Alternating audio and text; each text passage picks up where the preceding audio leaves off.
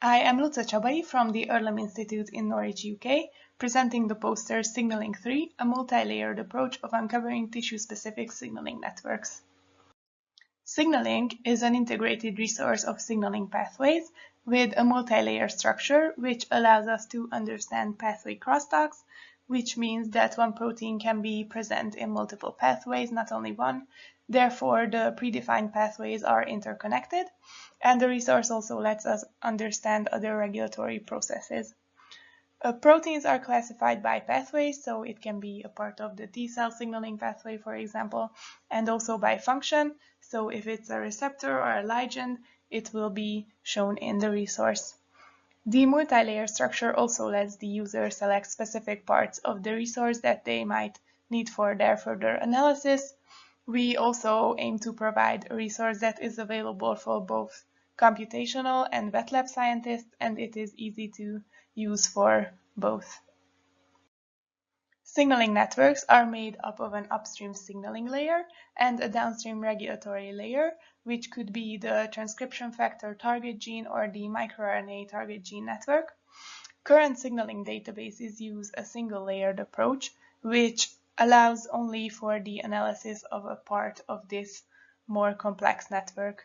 By using a multi-layer structure in signaling, it makes it possible to study these networks together, getting a better understanding of the complex regulation of signaling pathways and also their crosstalks.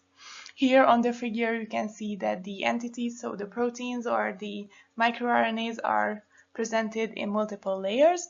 The base layer, which you can see at the bottom, is called the core of signaling. This is a protein-protein interaction network of signaling pathways.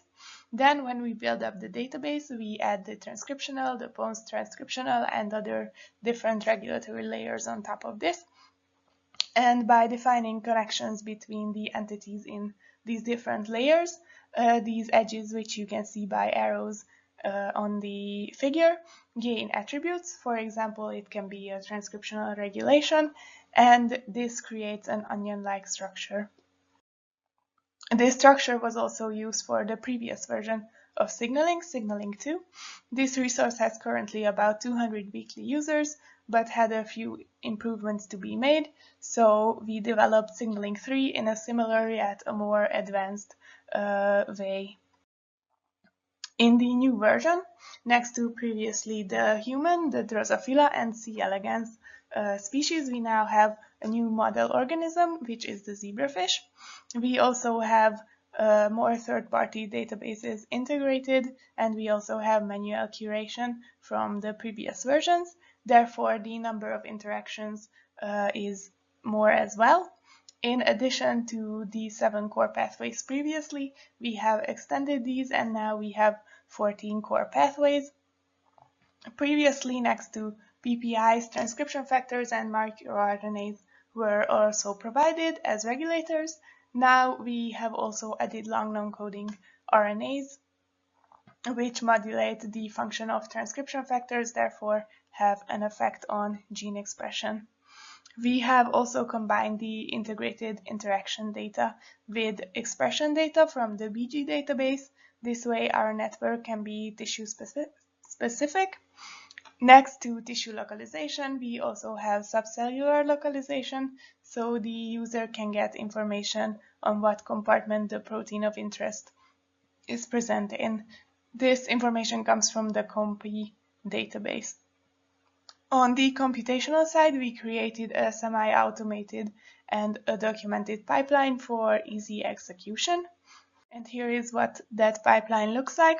First, we integrated the data, so both the manual curation and the large-scale data sets.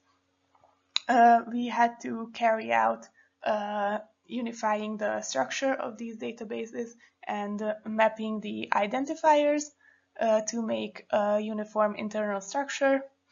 Next, since the previously mentioned integrated datasets might also already include each other, we need to make sure that the interactions are only present once to skip duplicates. We do this through the merging process, where if an interaction is present twice with the same attributes, one of them is removed. but if the interaction is the same but the attributes are different, so for example there are different interaction detection methods, we combine these into one with all the attributes. This way we make sure that there are no duplicates in the data. Then next we find connections between the different layers and build up the previously mentioned onion-like network. We next add the mentioned expression and cellular localization data and predictions for drug targets or disease, and convert this into our export format for the website. Here is what the website looks like. In the download option, users can specify what they want to download. We provide descriptions of all the source databases and pathways so users don't have to jump to the frequently asked questions page every time. We have various download options as well, like PSIMI tab, Biopacks, or Cytoscape. But if you want the whole database, you can also download the data in bulk.